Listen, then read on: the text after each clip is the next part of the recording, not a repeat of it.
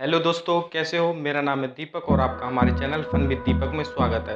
इस वीडियो में मैं आज फिजिक्स के एक टॉपिक कोलोम्स लॉ के ऊपर बात करूंगा। तो चलिए वीडियो को स्टार्ट करते हैं और प्लीज़ वीडियो के एंड तक हमारे साथ बने रहिए।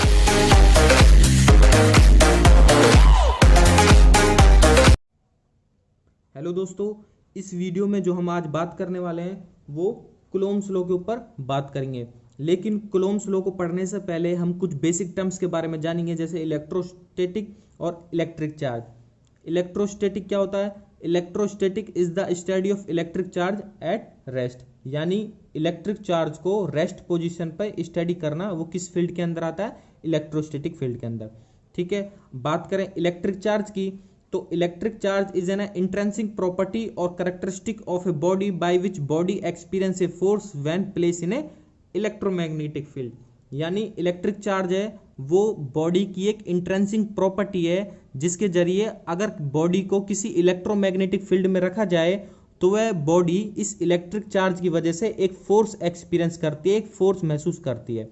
सो we can say that electric charge in a intrinsic property of a body by which body experience a force when placed in electromagnetic field।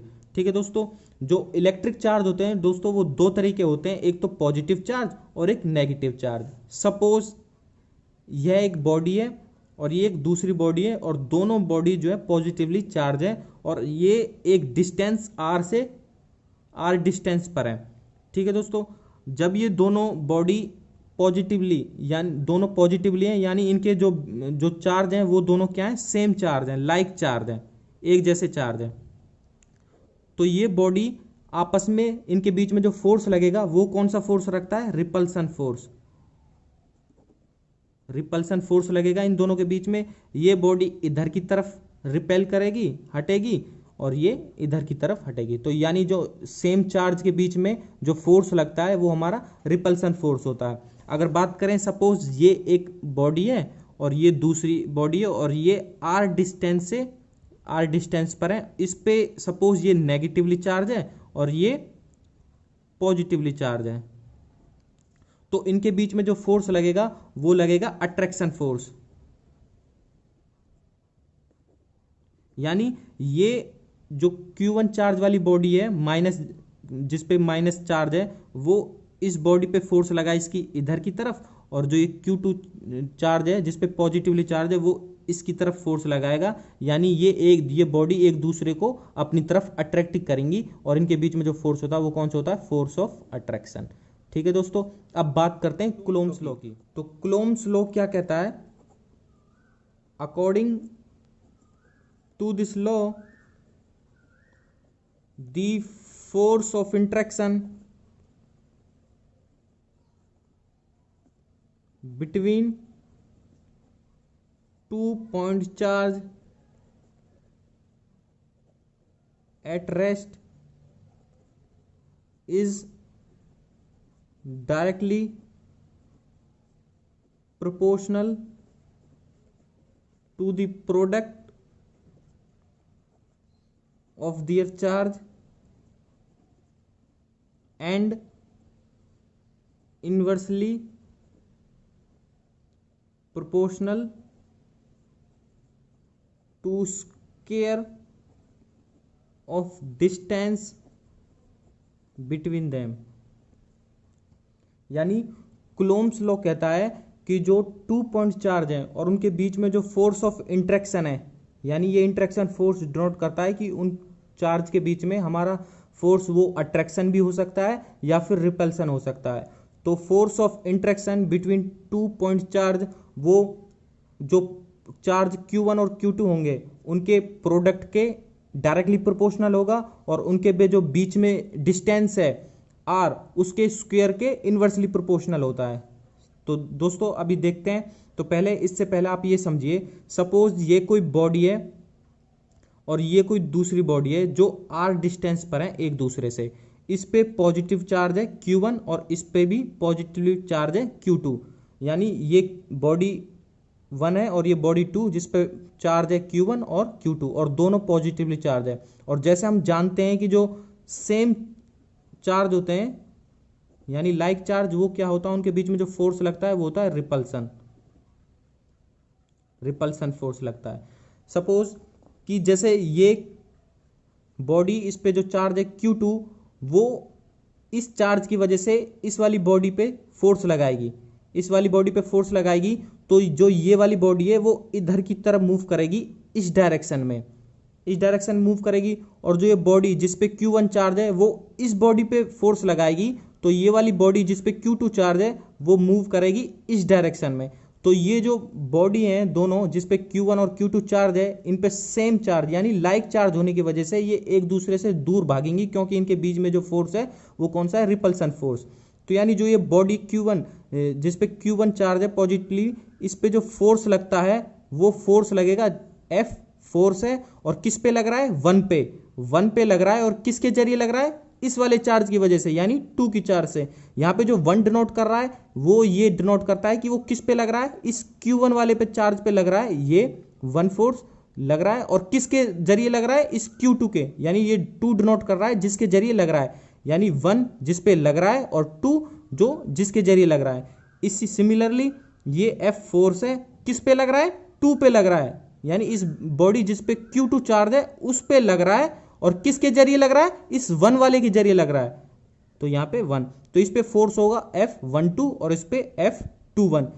तो एक बार और बता देता हूं दोस्तों, ये F डिनोट कर रहा है फोर्स को, 2 डिनोट करता है कि जिस पे लग रहा है, यानी ये Q2 वाले पे चार्ज फोर्स लग रहा है, और किसके जरिए लग रहा है, इस वाले 1 की वजह से, यानी Q1 वाले की वजह से। और सिमिलरली यहाँ पे ये F डिनोट करता है फोर्स को, F, और जो ये 1 है ये इस 1 वाले पे लग रहा है, और 2 यानी किसके जरिए लग रहा है, इस 2 वाले के जरिए। ठीक है। सिमिलरली सपोज ये एक कोई बॉडी है और ये भी दूसरी कोई बॉडी है जो r डिस्टेंस पर एक दूसरे से सिचुएटेड है। अब मान लेते हैं यहाँ पे नेगेटिव चार्ज Q1 है और यहाँ पे पॉजिटिवली चार्ज Q2 है। जो ये बॉडी है वो इस चार्ज की वजह से इस पे फोर्स लगाएगी, इस वाली बॉडी Q2 पे फोर्स लगाएगी, तो वो इस डायरेक्शन में लगाएगी, क्योंकि ये अनलाइक चार्ज है। अनलाइक चार्ज के बीच में जो फोर्स लगता है वो कैसा लगता है, अट्रैक्शन फोर्स। ये एक दूसरे की तरफ अट्रैक्ट होंगे, अट्रैक्टिव फोर्स लगेगा इनके बीच में। और जो ये वाली बॉडी है जिस पे प्लस Q2 चार्ज है वो इधर फोर्स लगाएगी इस वाली बॉडी पे, इस डायरेक्शन में। ठीक है, तो ये एक दूसरे की तरफ अट्रैक्ट होंगी। तो अकॉर्डिंग टू डेफिनेशन कि कूलोम्ब्स लॉ क्या कहता है उसको देखते हैं हम। अकॉर्डिंग टू डेफिनेशन, इसमें पहली बात क्या है, force is directly proportional to the product of 2 point charge. यानी जो ये पॉइंट चार्ज हैं, चाहे वो कोई सा भी फोर्स हो, चाहे रिपल्सन फोर्स हो या अट्रैक्टिव फोर्स हो, उनके बीच जो पॉइंट चार्ज Q1 और Q2 हैं, इनके बीच में जो फोर्स रहेगा वो हमेशा डायरेक्टली प्रोपोर्शनल रहेगा इनके मैग्नीट्यूड के बराबर, इनके प्रोडक्ट के बराबर। यानी जो F है वो डायरेक्टली प्रोपोर्शनल रहेगा Q1 और Q2 के। ये होगी हमारी पहली बात। दूसरी बात कि जो हमारा फोर्स है वो inversely proportional to the square of distance between 2 point charge। यानी जो फोर्स है वो ये जो चार्ज है Q1 और Q2, इनके बीच में जो डिस्टेंस है R, इनके जो स्क्वायर है उसके इनवर्सली प्रोपोर्शनल रहेगा, यानी F inversely proportional R square. तो जो इनवर्सली प्रोपोर्शनल होता है उसे अपॉन में लिखते हैं। ये हमारी दूसरी इक्वेशन होगी। तो अब हम देखते हैं ये किस प्रकार होते हैं, इसको एक बार समझते हैं। दोस्तों मान लीजिए ये कोई हमारी मैग्नेट है जिसका ये एन पोल है, और ये हमारी दूसरी मैग्नेट है ये भी जिसका एन पोल है, और ये एक दूसरे से आर डिस्टेंस पर है, एक दूसरे से आर डिस्टेंस पर है। अगर अब ये भी एन पोल है ये भी एन पोल है, तो ये एक सिंपल सी बात है, एक दूसरे को रिपेल करेंगे तो ये एक दूसरे की तरफ भागेंगी, एक दूसरे की तरफ भागेंगी। तो इनके बीच में जो डिस्टेंस है, जैसे ये रिपेल होंगी तो इनके बीच में जो डिस्टेंस है वो क्या हो जाएगी, बढ़ जाएगी, डिस्टेंस बढ़ जाएगी। और इनके बीच में जो फोर्स है इनके बीच में जो फोर्स है वो घटेगा। वो कैसे? सपोज अब हम इन मैग्नेट को थोड़ा बड़ा कर देते हैं, यानी इनके मैग्नीट्यूड को बढ़ा देते हैं। ये मैग्नीट्यूड बढ़ गई है, इनका मैग्नीट्यूड बढ़ गया, तो इनके बीच में जो डिस्टेंस है वो आर कम हो जाएगी। जब डिस्टेंस आर हमारी कम होगी तो इनके बीच में जो फोर्स है वो भी बढ़ेगा। मतलब जैसे अगर हम इन बॉडी इनको मैग्नीट्यूड को बढ़ाने के लिए इनको और पास लाएंगे तो इनके बीच में रिपल्सन फोर्स है वो बढ़ेगा और इनके बीच में जो डिस्टेंस है वो क्या हो जाएगी? कम हो जाएगी। यानी ये भी एन पोल है और ये भी एन पोल है, तो इनको और पास में लाएं, इनके मैग्नीट्यूड बढ़ा दिया हमने और पास लाएं तो ये डिस्टेंस घटती जा रही है पास लाने पे, और लेकिन इनके बीच में जो फोर्स ऑफ रिपल्सन है वो बढ़ेगा। सिमिलरली सपोज ये साउथ पोल है और ये नॉर्थ पोल है, अनलाइक पोल है, तो ये क्या करेंगे? एक दूसरे को अट्रैक्ट करेंगे और ये आर डिस्टेंस पर एक दूसरे से हैं। तो अगर इसके डिस्टेंस को बढ़ा दें, यानी हम डिस्टेंस हमने ये इतनी बढ़ा दी, डिस्टेंस बढ़ा दी, और ये एन पोल पर कोई बॉडी है, मैग्नेट है, और एस पोल पर कोई मैग्नेट है, तो जब डिस्टेंस बढ़ गई, जो इनके बीच में जो फोर्स ऑफ अट्रैक्शन है, यानी ये अनलाइक पोल है तो इनके बीच में फोर्स ऑफ अट्रैक्शन रहेगा, लेकिन डिस्टेंस बढ़ जाने से जो इनका जो फोर्स ऑफ अट्रैक्शन है वो क्या है? घट जाएगा। तो यही कुलोम्ब्स लॉ कहता है कि अगर जो फोर्स होता है वो डायरेक्टली प्रोपोर्शनल रहेगा Q1 और Q2 के, यानी इनका जो मैग्नीट्यूड बढ़ा देंगे तो हमारा फोर्स भी बढ़ेगा, लेकिन अगर हम इस वाली डिस्टेंस यानी आर स्क्वायर डिस्टेंस, जो इनके बीच में डिस्टेंस है, इसको बढ़ाएंगे तो फोर्स हमारा घटेगा। ठीक है, तो ये इसके इनवर्सली प्रोपोर्शनल होता है। जैसे ये डिस्टेंस हमारी बढ़ेगी तो हमारा फोर्स जो है घटने लगेगा, लेकिन अगर जैसे जो डायरेक्टली, और ये प्रोपोर्शनल होता है डायरेक्टली इनके मैग्नीट्यूड के, अगर हम मैग्नीट्यूड बढ़ा देते हैं तो फोर्स हमारा बढ़ता है। तो ये दोस्तों ये मैंने समझाने के लिए बताया था। अब हम क्या करते हैं, ये जो इक्वेशन हम दोनों निकल के आई हैं इनको कंबाइन करते हैं from equation 1 and second. From equation 1 and second, पहली वाली इक्वेशन से हमें पता था कि जो फोर्स है वो डायरेक्टली प्रोपोर्शनल है किसके? Q1 और Q2 के, और इनवर्सली प्रोपोर्शनल है आर स्क्वायर के। तो इनको कंबाइन करें तो F is directly proportional Q1 Q2 और इनवर्सली प्रोपोर्शनल आर स्क्वायर। ये हमारा कुलोम्ब्स लॉ है। जो यहाँ पे डायरेक्टली प्रोपोर्शनल का साइन है, इसको हटाने के लिए हम एक कांस्टेंट का यूज करते हैं K, यानी Q1 Q2 upon R square. यहाँ पे जो K होता है वो कहलाता है where K is electrostatic constant. Electrostatic constant कह लो या फिर कुलोम्ब्स कांस्टेंट। ठीक है, लेकिन दोस्तों ये हमारा कुलोम्ब्स लॉ कहता है, लेकिन जो K होता है वो K इक्वल टू होता है 1/4 pi epsilon not. 4 pi epsilon not, ये K की वैल्यू क्या होती है? 4 पाई एप्सिलॉन नॉट। यहाँ पे जो एप्सिलॉन नॉट है ये होता है हमारा एब्सोल्यूट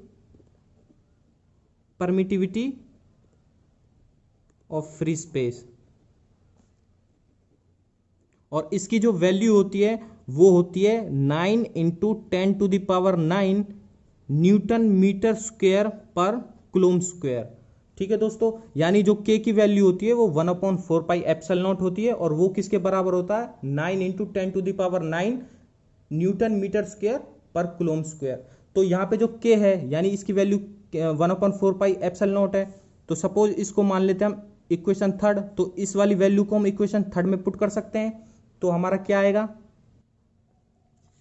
जो हमारी ये वाली इक्वेशन है F = K Q1 Q2 upon R square, यानी F = K Q1 Q2 upon R square. इसमें इस K की वैल्यू जो हमारी K = 1/4 पाई एप्सिलॉन नॉट है, यहाँ पे K की वैल्यू पुट कर सकते हैं हम। तो हमने यहाँ पे K की वैल्यू पुट कर दी 1/4 pi epsilon naught Q1 upon Q2 upon R square. ये हमारा कूलम्ब्स लॉ है। ये क्या बताता है? ये मैग्नीट्यूड को बताता है। जो ये इक्वेशन डिनोट करती है ये मैग्नीट्यूड को डिनोट करती है, मैग्नीट्यूड ऑफ 2 पॉइंट चार्ज। ठीक है दोस्तों, ये कूलम्ब्स लॉ है। अगर हम बात करें यूनिट की, यूनिट ऑफ के, यानी हमें के की यूनिट निकालनी है, तो दोस्तों हम जैसे जानते हैं कि हमारा force equal to 1/4 pi epsilon Q1 upon Q2 upon R square होता है, Q1 into Q2 upon R square. अगर इसको डिनोट कर सकते हैं हम के से, क्योंकि के की वैल्यू होती है 1/4 पाई एप्सिलॉन, तो इसकी जगह लिख दिया मैंने के, क्योंकि के इक्वल टू 1/4 पाई एप्सिलॉन। तो यहाँ लिख दिया मैंने के Q1 Q2 upon R square. तो मुझे क्या निकाल लिए, के की यूनिट निकाल लिए, तो के को मैं इधर ला सकता हूँ, इधर। तो ये कैसा जाएगा, के इक्वल टू, इधर ले गए तो ये F into R square upon Q1 Q2, क्योंकि दोस्तों हम के की यूनिट निकाल रहे हैं, के की यूनिट। के क्या इधर हमारा कोलोम्स कांस्टेंट है, ठीक है दोस्तों। तो के इक्वल टू जो एफ होता है, फोर्स को किस में मेजर करते हैं हम, न्यूटन में, फोर्स को न्यूटन में मीटर करते हैं, और जो आर डिस्टेंस है, और डिस्टेंस को मेजर करते हैं हम मीटर में, तो इसका स्क्वायर है तो मीटर स्क्वायर। और ये है Q1 Q2, ये हमारे चार्ज हैं, Q1 भी चार्ज है, Q2 भी चार्ज है, और चार्ज को मेजर करते हैं हम, इनकी यूनिट होती है कुलोम, यानी C इंटू सी। तो के की यूनिट होगी N मीटर स्क्वायर पर कुलोम स्क्वायर। इसको मैं ऐसे भी लिख सकता हूँ, N मीटर स्क्वायर ऐसे, क्योंकि मैं इस सी स्क्वायर को ऊपर ले गया, तो ये नेगेटिव में हो जाएगा, ठीक है दोस्तों। यहीं ये रिप्रेजेंट कर रहा है इसकी वैल्यू को।